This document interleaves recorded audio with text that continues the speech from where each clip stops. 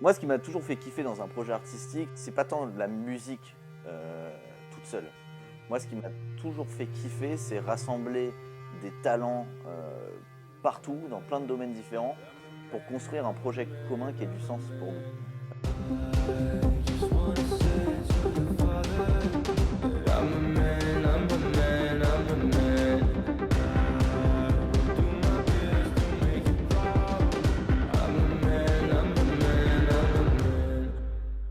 Il est venu avec le son I'm a man.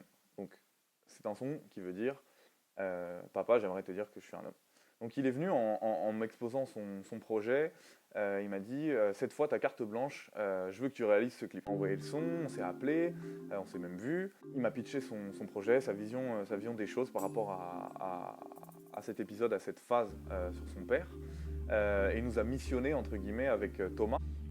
Donc en fait, on a été missionné pour faire équipe avec Thomas pour réaliser un clip sur I'm a Man. Le gros challenge là, sur le clip d'Im a Man, c'était d'aller beaucoup plus loin sur la partie artistique, la partie graphique, vraiment de la musique en soi. Il y a un message qui est hyper fort, qui inspire beaucoup et qui nous touche tous. C'est tout simplement cette notion de réussir et d'avoir l'aval en soi de notre père sur notre succès. Et comme c'était hyper fort, on voulait que ce soit un des projets qui allait être le plus puissant en termes de colorimétrie. Et je dirais les 3 éléments qui pour moi ont fait vraiment la différence, c'est premièrement la cover, avoir une cover qui en un clin d'œil t'attrape, donc le rouge. Cécilia nous a trouvé un rouge, j'ai pas de mots et j'aurais même pas à le décrire, il y a un peu d'orange, un peu de jaune, il est vraiment hyper beau. La typo, on a trouvé une typo qui était incroyable, avec un effet, je trouve, qui fait ressortir et qui attrape l'œil directement. Le style, chose qui tient beaucoup à cœur à Jans, et finalement là on a pu aller beaucoup plus loin sur le choix des tenues, que chaque tenue représente exactement le mood qu'il voulait faire. Et je dirais le dernier élément, c'est tout simplement les lumières avec des néons. Il y a plusieurs scènes, des moments où c'est très sombre, et il y a un néon qui ressort et qui donne une petite ambiance chaleureuse, d'espoir à chaque chose qu'il voulait, justement que sa musique, même si par moments elle peut être un peu dark en soi dans le graphisme, qui est toujours une touche d'espoir. Ça c'était sa trame, et c'est ce qu'on a essayé de faire au maximum avec toute l'équipe. Ce qui est cool en fait, c'est que pour la première fois, on a pu avoir de la direction d'acteurs, direction des comédiens. Donc en fait, on a eu, vous allez le voir dans le clip, on a eu un monsieur qui joue le rôle de son père, et Jans. Et en fait, on a eu une partie acting un peu plus présente. Donc ça, c'est ce qui m'a le plus plu dans ce projet. Il y a des scènes dans le restaurant, bien sûr, où il y avait beaucoup d'acting, mais étrangement, la scène qui semblait la plus complexe, je trouve que c'est la scène où on a le mieux réussi, c'est cette dispute père-fils, où je trouve que c'était très fluide. Tu peux pas me remplacer, tu peux pas te mettre à ma place. À chaque fois tu me dis ça. Mais non, mais je te dis à chaque fois c'est pareil.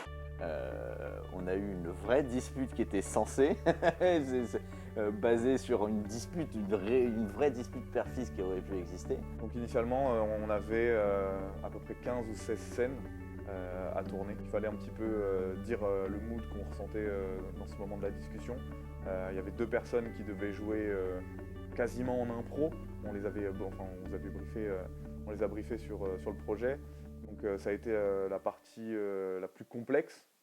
Mais en même temps, comme je t'ai dit tout à l'heure, c'est elle qui m'a plus plu, quoi. En fait, on a tourné ça en début d'après-midi. En fait, le ciel devenait de plus en plus sombre, et à l'étalonnage derrière, fallait rééquilibrer toutes les couleurs, que ce soit sur le visage, toute la décoration, et ça, c'était compliqué.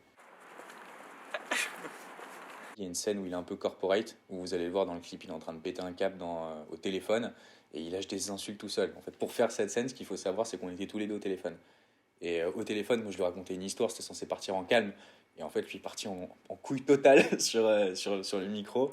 Il a commencé à gueuler et tout. Je servais à rien, j'ai raccroché, mais il s'est ambiancé tout seul. Et il s'est énervé pour cette phase pendant 30 secondes. Il était fou dans son jeu d'acting, et c'était assez drôle à voir. Franchement, assez drôle. Le plus fun, franchement, ça a été la partie basket. On y allait avec Jans, on y allait avec tous les deux.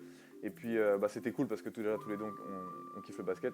Et puis on était dans un environnement où ça faisait longtemps qu'on n'avait pas pris le temps de se poser, donc de tourner dans un endroit qui pour nous est un loisir, en fait c'était vraiment le plus drôle, donc on a fait un peu les cons sur le tournage, et surtout ouais, on a tapé un petit basket une fois la caméra rangée, donc ça c'était vraiment cool quoi.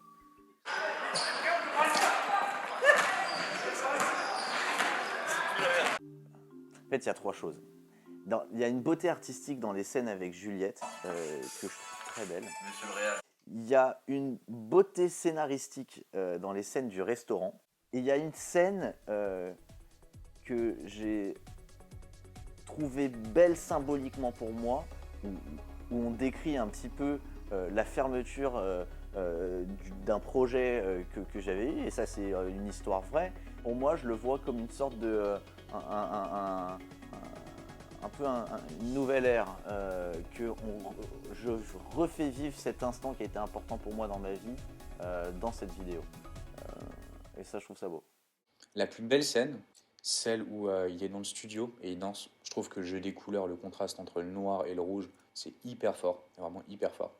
Bah, la scène la plus belle à mon sens, c'est un peu cliché, mais ça va être la scène d'amour, la scène du couple. On prend le métro, on est dans la rue, entre guillemets, on se chamaille, voilà, on est des moments de vie de couple, et du coup pour moi c'est le plus beau parce que voilà, c'est du love, c'est cool, c'est la réalité quoi. On l'a pas romancé pour le coup cette partie, donc elle est cool. Alors voilà, privatisation du métro pour ce super tournage de AMEN. Prochainement sur Spotify, Deezer, toutes les plateformes. Tout fait bien. C'est parti. À mon sens, il y a une parfaite corrélation. C'est vraiment, je trouve, un mix parfait entre le message de la musique, les paroles et la représentation visuelle.